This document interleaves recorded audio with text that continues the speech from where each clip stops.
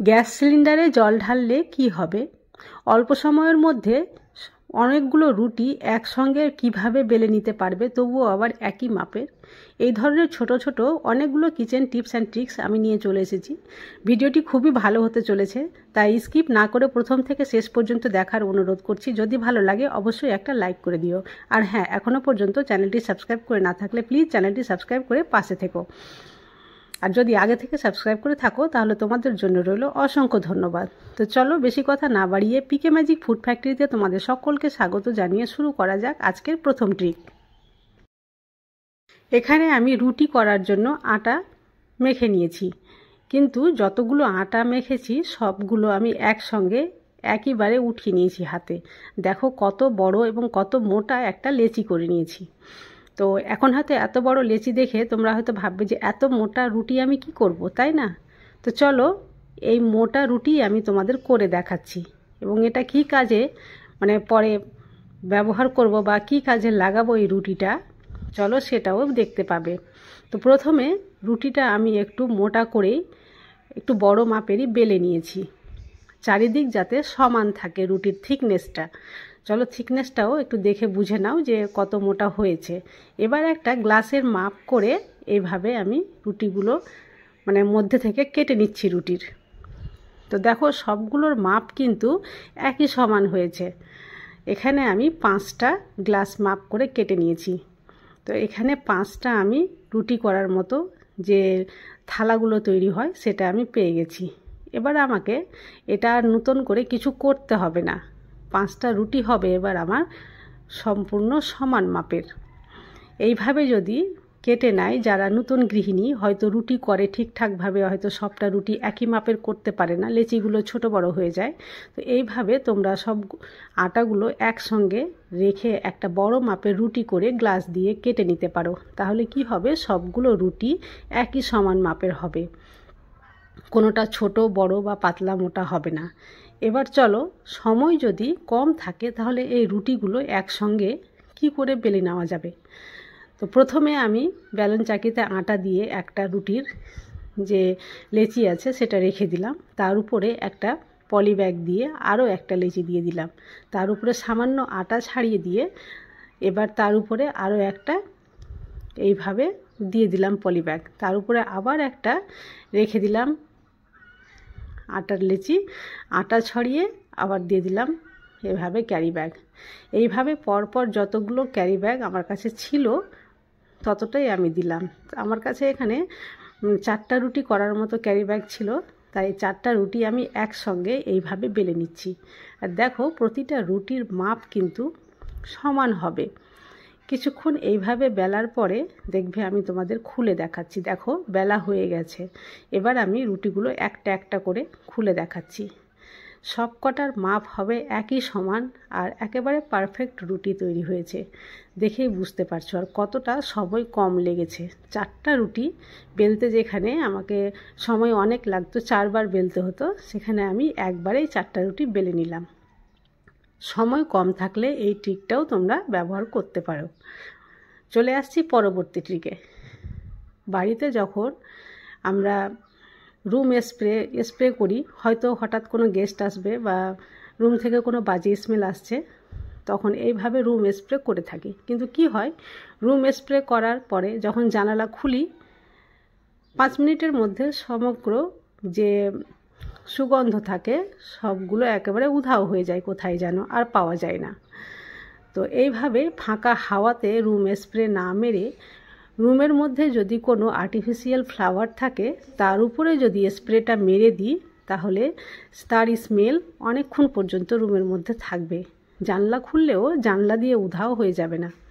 দেখো এইভাবে আর্টিফিশিয়াল যে ফ্লাওয়ার রয়েছে এর উপরে আমি রুম স্প্রেটা স্প্রে করে দিচ্ছি। আর এইভাবে যদি তোমরা স্প্রে করে দাও তাহলে আর জানলা খুললেও রুম স্প্রের যে সুগন্ধ সেটা জানলা দিয়ে উধাও হয়ে যাবে না, রুমের মধ্যেই থাকবে। আশা করছি এই ট্রিকটিও কাজে দেবে। যদি ভালো লাগে অবশ্যই অ্যাপ্লাই করিও। চলে আসছি পরবর্তী ট্রিকে।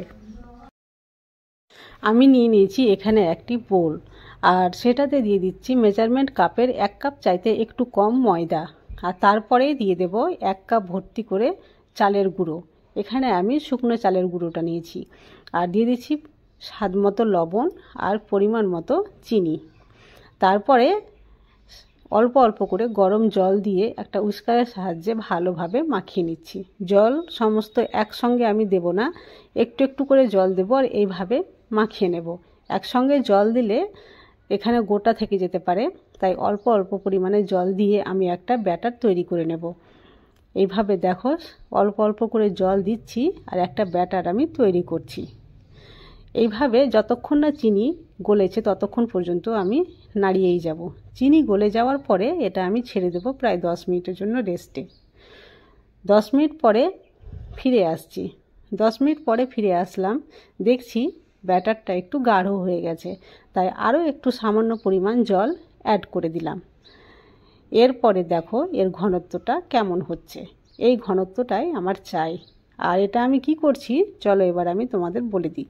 এখন তো শীতের সময়, প্রায় কম বেশি প্রত্যেকেই পাটিসাপটা খেতে ভালোবাসে, কিন্তু পাটিসাপটা করার সময় যদি এই ব্যাটারটা ঠিকঠাকভাবে না হয় তাহলে পাটিসাপটা ভালো হয় না দেখতে, আর দেখতে ভালো না লাগলে খেতেও ইচ্ছা করে না। এবার আমি তোমাদের সামনে দুই একটা করেও দেখাচ্ছি। তো গ্যাসের ফ্লেম অন করে আগে থেকে একটা প্যান বসিয়ে দিয়েছিলাম, প্যান অলরেডি গরম হয়ে গেছে। এখানে 2-1 ফোঁটা তেল দিয়ে দিলাম আর টিস্যু পেপার দিয়ে মুছে নিচ্ছি। এবার গ্যাসের ফ্লেম একেবারে লো করে দিয়েছি আর এখানে 1 চামচের মতো ব্যাটার দিয়ে দিলাম আর এটা রাউন্ড করে ঘুরিয়ে পাতলা করে দিলাম। এবার গ্যাসের ফ্লেম লো রেখে এটা করে নিতে হবে, তাহলে হবে একেবারে সাদা ধপধপে। গ্যাসের ফ্লেম হাই করলে পুড়ে যেতে পারে বা কালারটা চেঞ্জ হয়ে যেতে পারে, দেখতেও ভালো লাগবে না। এবার কিন্তু তৈরি হয়ে গেছে আর এটা আমি উঠিয়ে একটা প্লেটে রেখে দিচ্ছি। এরপরে এর মধ্যে পুর দিয়ে দেব। পুরটা আমি তৈরি করে রেখেছিলাম আগে থেকে, তাই তোমাদের দেখালাম না, দেখালে ভিডিওটা অনেক লম্বা হয়ে যেত। আর দেখো পুর দেওয়ার পরে এইভাবে রোল করে দিলাম আর দেখতে পাচ্ছ কতটা সাদা ধপধপে এবং দেখতে সুন্দর পাটিসাপটা তৈরি হয়ে গেছে। এইভাবে আরও আমি 2টো করে নিলাম। দেখো মোট 3টা পাটিসাপটা করা হয়ে গেছে আর দেখতে কতটা ভালো লাগছে আর কতটা পারফেক্ট হয়েছে দেখেই বুঝতে পারছো। চলে আসছি পরবর্তী ট্রিকে।